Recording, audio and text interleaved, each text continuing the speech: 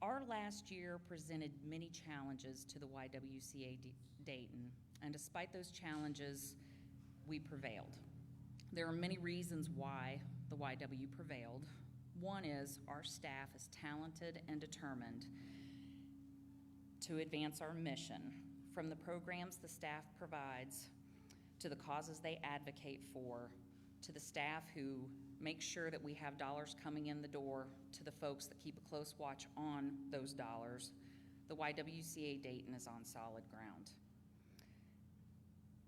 The YWCA Dayton staff is a very special group of people. They truly live and breathe our mission on a daily basis. Our board of directors is a passionate, growing board who is leading our organization to new levels. Our board is full of strategic, committed individuals who stand behind our frontline staff as they implement new programs, expand our existing services, and renovate the YW Central Building in downtown Dayton to sustain our future. Tonight, you will hear several specific highlights from our most successful fundraising year yet to our advocacy work that is recognized region-wide. We are so proud of the critical work that the YWCA Dayton is doing in the Miami Valley. Next, I will start with our nominating report. I'd like to thank our outgoing board members for their time and commitment to our mission.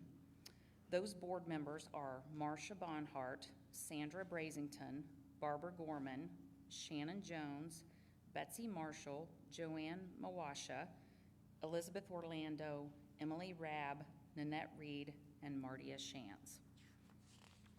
Thank you all for your service to the YWCA Dayton. I also am particularly excited to welcome our 3 new board members, I think 2 of whom are here. First, we have Bonnie Baker. Bonnie is a community engagement manager with Kettering Health Network. She has a degree in broadcast journalism from the University of Detroit, and she also holds a degree from Northwestern University Kellogg School of Management. Bonnie brings to the board more than 30 years of experience in news reporting, strategic communications, philanthropy, and community outreach. Please join me in welcoming Bonnie.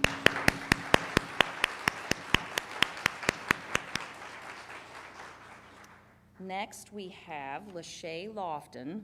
Lachey is the Deputy City Manager of the City of Dayton.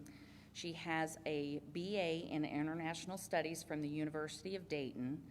Lachey has served on Citywide Development's Board of Trustees and the Montgomery County Convention Facilities Authority. Please join me in welcoming Lachey.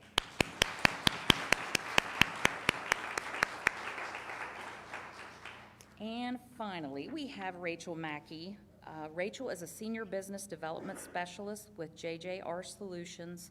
She has a degree in psychology from Wright State University, and Rachel serves as cheerleading director for Alter High School, and she has volunteered as a court-appointed special advocate and guardian ad litem. Please join me in welcoming Rachel.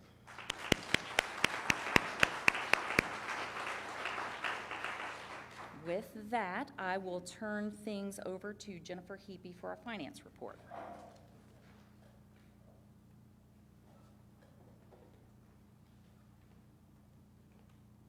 Thank you, Madam Chair. The past year has been filled with challenges, but with grit and persistence, 2020 was an incredible year of growth for the YWCA Dayton. Several new programs were instituted and new staff were hired, such as the Amend Together Youth Prevention Program, which is dedicated to ending violence against women and girls by engaging men and boys to change the culture that supports violence. Also, the Sojourn Leadership and Justice Academy, a mission-driven 9-month program to prepare graduates to serve on nonprofit boards, be educated advocates for social justice, and act as equity leaders within the Miami Valley. Several existing programs were expanded, such as the Home Share program, which provides critical transition housing for survivors of violence. New grants were applied for and awarded, with the YW seeing nearly an 84% award success rate. To put this into some type of perspective, this is particularly impressive because the industry standard for an organization such as the YWCA, the success grant rate is typically around 50 to 60%. The community also stepped up and showed support in incredible ways this year, providing more philanthropic dollars than the previous 2 years combined. This was especially helpful in a year when special events and in-person fundraising had to take a pause. I am proud to say that the YWCA Dayton is fiscally healthy and financially strong, and is ready to take on the next 150 years from a firm and resilient foundation. Thank you. Next is Jenna Pato, Chair of the Development Committee.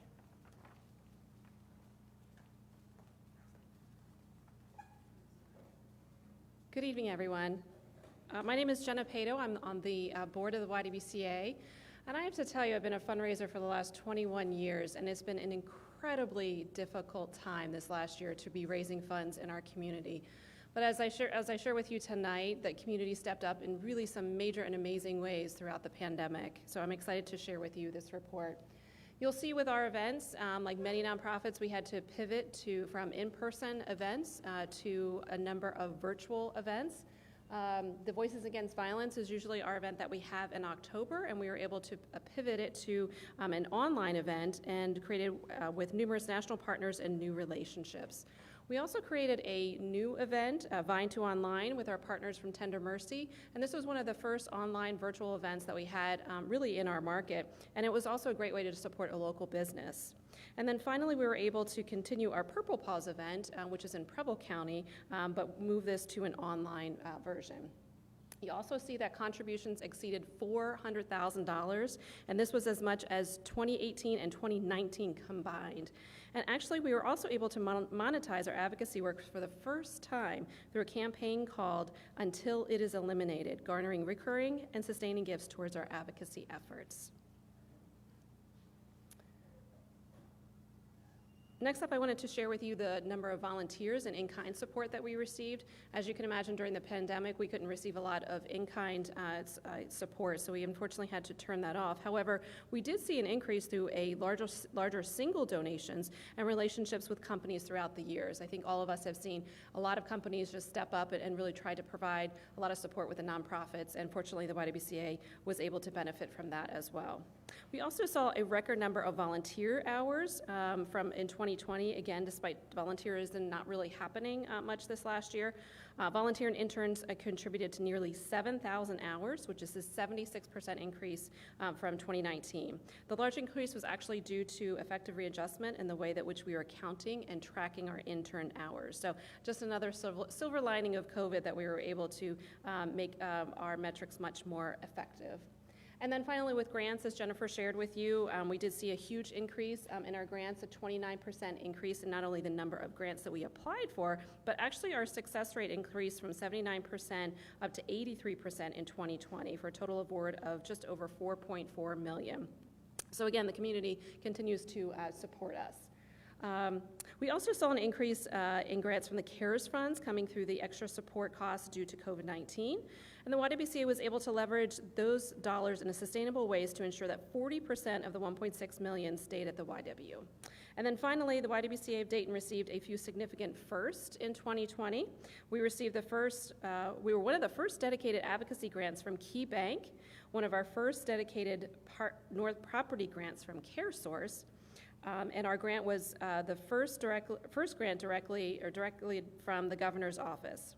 And then finally, our first prevention partner from Adamus to the tune of $351,000 to fully fund our Girls Lead program. So we are so incredibly generous of the support that we receive from the community. Thank you.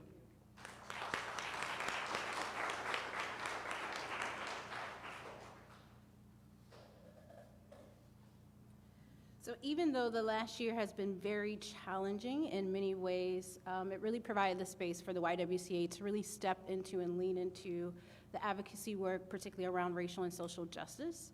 So we were excited that this year we actually did 221 racial equity and social justice challenges.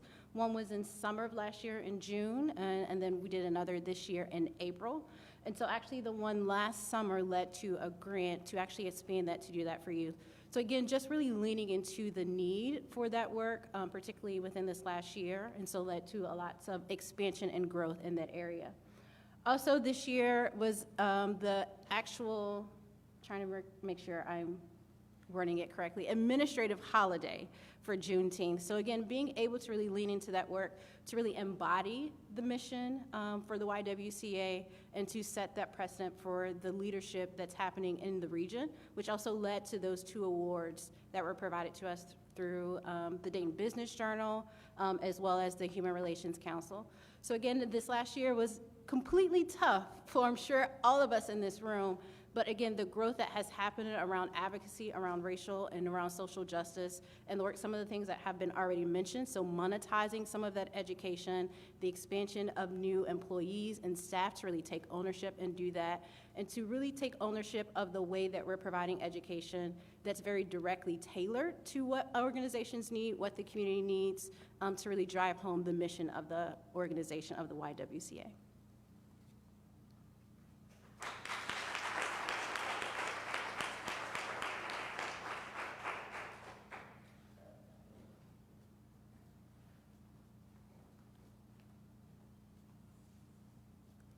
Next, I'd like to call up Harold Kremer with Barnes Denning for our audit report.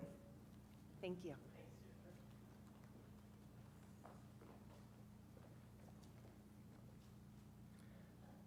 I know everyone loves accounting, so I'll try to keep this to about a half an hour. But congratulations on what a successful year. A lot of challenges, but you guys came through with flying colors, so congratulations. I'm Harold Kramer. I'm an audit partner with Barnes Denning.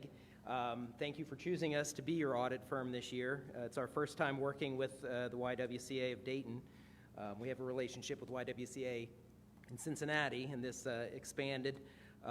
Barnes Denning's a regional firm, and we actually expanded into Dayton with a physical presence. We merged with a firm called Thorne Lewis and Duncan at the beginning of this year. So we have Dayton as part of our growth plan. So we believe in this area as much as you do. What we did a single audit because the YWCA gets more than $750,000 of federal money. We test programs as well as test the financial statements. And everything went well. The results were very positive, no reportable conditions or significant weaknesses or anything to report. Alicia and her team were great to work with, and they were very responsive and cooperative throughout the whole process. So thank you, Alicia, to you and your team. And that's all I have, all good news. So congratulations, and thank you.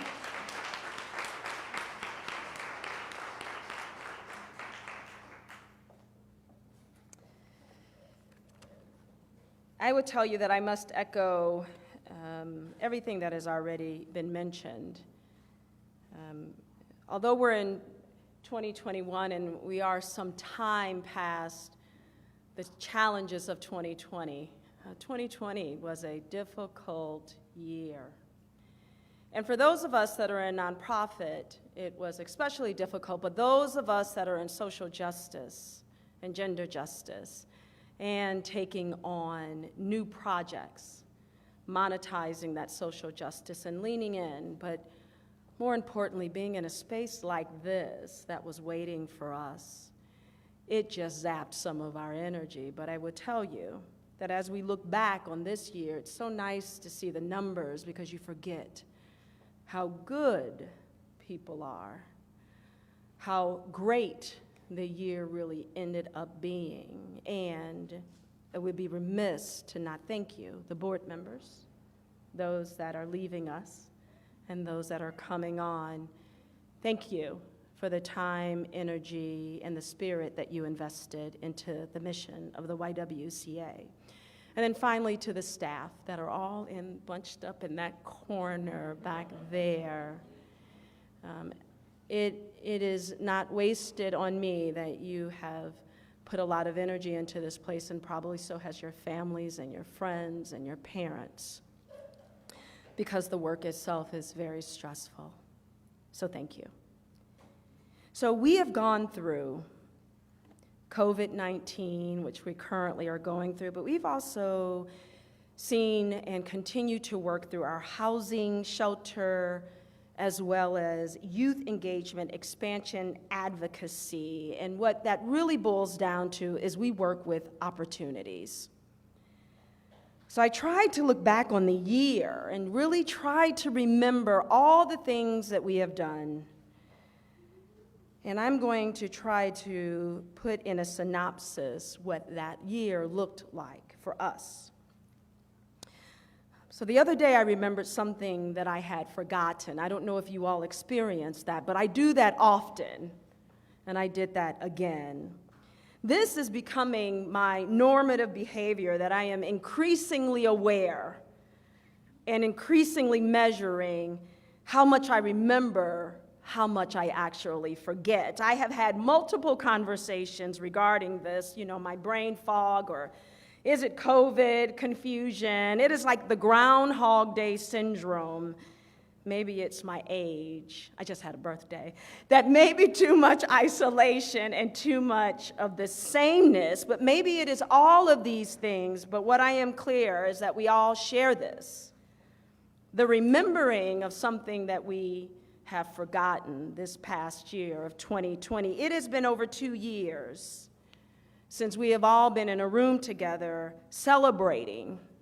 And in those 2 years, which we've all been in a room together celebrating, I couldn't help but think that what has happened since 2019 and what's happened right here within our community. Do you remember that the KKK visited us? And that our city was blocked off and scaled up for protection? Do you remember that then the tornadoes hit?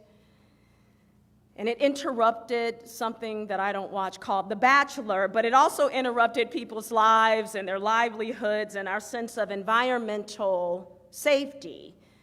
Our region lost tons of affordable housing, meaningful, cared-for lives, and we lost thinking that this just can't happen in Dayton. Remember that you thought that a tornado couldn't happen in Dayton? Do you remember what you had forgotten about even those last 2 events, the accounts of how scared people were, how angry people were, our attempt to plan and organize, and we reacted individually within a city, within a community?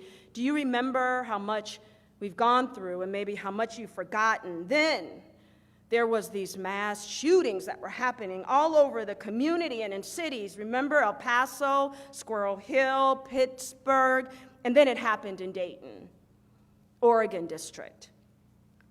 There was a stream of consciousness that brought all that was happening around us was actually happening to us, and we all took a collective pause, and some of us sighed and some of us cried over our loss and all of our losses. Do you remember then COVID hit? And it took us a minute. You remember that we just could not believe it? We just could not believe that this was a mass pandemic that was happening to us, but then we just could not ignore it either. And then we in unison within the state, remember we went into lockdown and we shut down, and for many of us, for far too many of us, we went then into isolation. But that also meant that our services, we saw increased violence, increased sexual assaults, we saw increased risk, decreased resources, joblessness, illnesses, sicknesses, and we also saw just a lot of mourning. Nonprofits were stretched, and our resources were stretched, and we were already so hard hit, and it wasn't over. That the culmination of many, maybe even too many Black and brown bodies were already being mistreated and they were being mishandled. But then something happened. We all watched it this time. This racial reckoning. in which some of us knew, but George Floyd then moved us from some to all. That summer of 2020, we could not and it would not be forgotten. You may remember what you had forgotten, that in the midst of all of that people showed up in protection of us against the KKK, that they showed up for Dayton against hatred and against division, for our city, for our Black community, and for us, that people drove to us from far away, and they sang and they prayed, and yes, some even stood there with fists by any means necessary, but they showed up. And then when the tornadoes hit, people gave their time and their money and their possessions and their prayers and their hugs. Some even gave their homes. Churches gave their supplies, businesses, whole cities, they showed up for us. People organized, collected, and then we did as we always do, we rebuilt. You remember. When we lost our community members and our beloved safety in the Oregon district, some of us found Kanye and Chappelle and each other in a new, supportive way. We knew then that class and race and gender, neighborhoods, where you went to high school, status, that was no longer our defining lines. We were Dayton. The country knew us, but we understood us. And here we are, sharing with the rest of the country and the rest of the world in COVID and in this racial reckoning. And in COVID, I hope that our latter chapters of COVID and our racial reckoning, it is our again. And we will sit in both of these places until, with all these events that have happened, that the YWCA since 1870 has never, ever closed. Never have we stopped. Never, ever have we resisted the absolute call to always remember, to never forget the impervious need to be right here, to be ready, and to always be available for our next. We believe that someday we may say, oh yes, I remember, I forgot we used to have to say that the YWCA believes that we will eliminate racism, empower women, and that there will be peace, and there will be justice and freedom and dignity for all people in Dayton and abroad. Thank you for a wonderful 2020.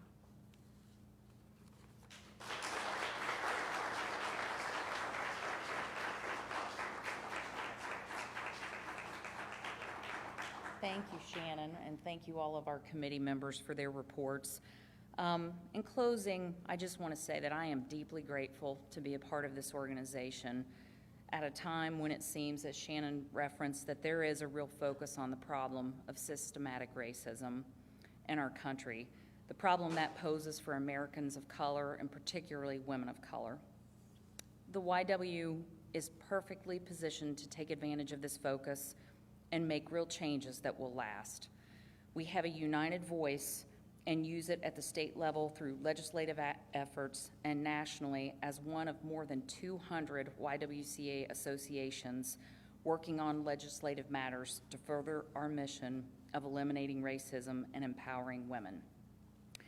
I want to encourage everyone to find ways to get involved in our organization. I ask that you all visit our website at YWCADayton.org to learn about the dozens of ways that you can get involved. You can attend an event like you are doing tonight. You can follow us on social media and share our post. You can read our blog and talk about it with your family, friends, and colleagues. You can make a donation. We like money. You can volunteer. You can point those in need to our resources, like our hotline, our housing assistance, or the programs that we provide. Every action matters. Our strength lies in our unity to give compassionately. I want to thank you all for your time today, and I assure you that the YWCA Board of Directors is here to serve and we are actively focused on our ongoing mission of eliminating racism, empowering women, and promoting peace, justice, freedom, and dignity for all. Thank you.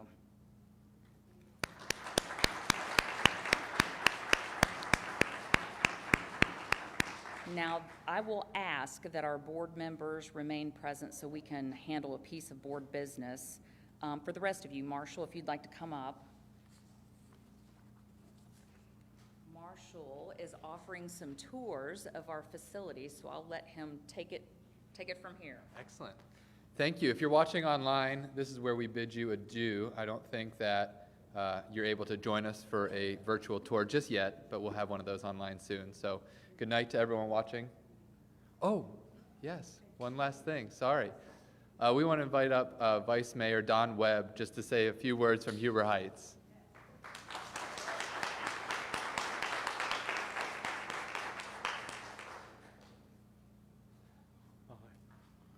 Thank you, Marshall. I'll be very, very brief, especially for those of you online who don't know who I am.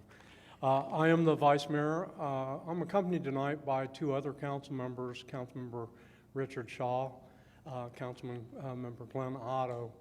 And what we'd like to say tonight is that the city is very, very proud to be a sponsor of your 2021 annual meeting, but even more so, we're very, very happy that you're invested in our community. It's important to us. It's very important to all of the city council. Our city staff and the residents are behind your mission 100%. And we believe in what the Y is doing, and we're happy to be a part of it. So again, on behalf of city council, city staff, and all of the residents in Huber Heights, thank you very much and welcome to Huber. Thank you so much. Oh, you're welcome for the support. We appreciate it. And now we're going to do tours. So we have a couple tour guides who will be in the back. Anyone who's interested, we're going to do walk through a couple rooms in this building that are exciting.